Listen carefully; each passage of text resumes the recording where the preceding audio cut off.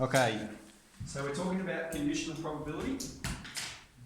So like it says, this is where we have two events or two or more events that occur, and we call it conditional probability because the probability is conditional upon prior events.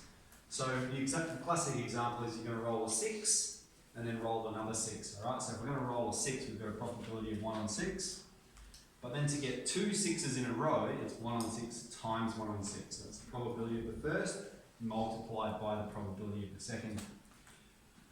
So then we have these two different types of circumstances. We either have dependent events, which is where the probability is going to change.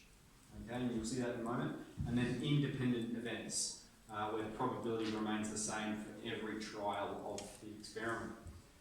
So here we've got a spinner that you're spinning, and there's all these possible numbers it could land on. What is the probability of the following spinner landing on a 1 and then a 3? Okay, so we're looking at this, there's 8 possible circumstances. We'll assume they're all equal. And now 3 of them have a 1. Okay, so that means the probability of getting a 1 is 3 out of 8. Okay, that's what we're going to get first. And then the probability of getting a 3. So there's only 1 3 out of 8 in total. So the probability of it landing on a 3 is 1 out of 8. Okay? And then we just perform that. So 3 on 64.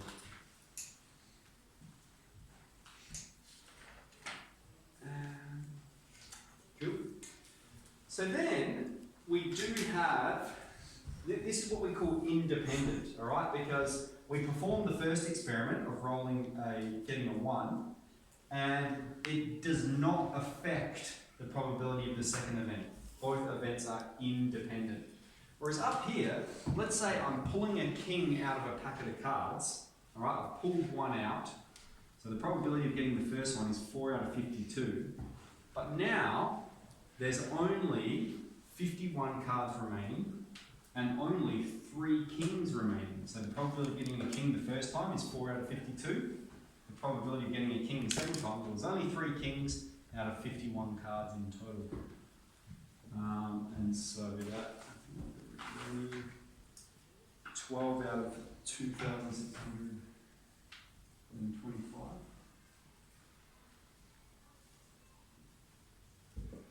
And it simplifies to 1 on 221.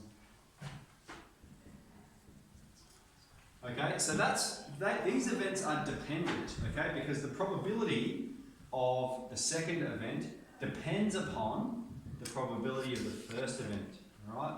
These depend on one another. The other circumstance you might see is that we're drawing a card and then we're going to put it back and perform the experiment again. If that's the case, the probability of getting a king the first time is 4 out of 52. We've pulled it out, we've got a king, 4 out of 52. And then the probability of getting a king the second time is still 4 out of 52 because there's the same amount of cards there, there's the same amount of kings, and so these are independent events, these are dependent events. I haven't calculated that one.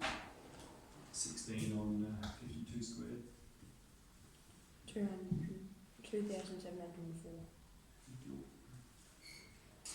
And what's it simplify to? 1/169. Nice. So yeah, conditional probability.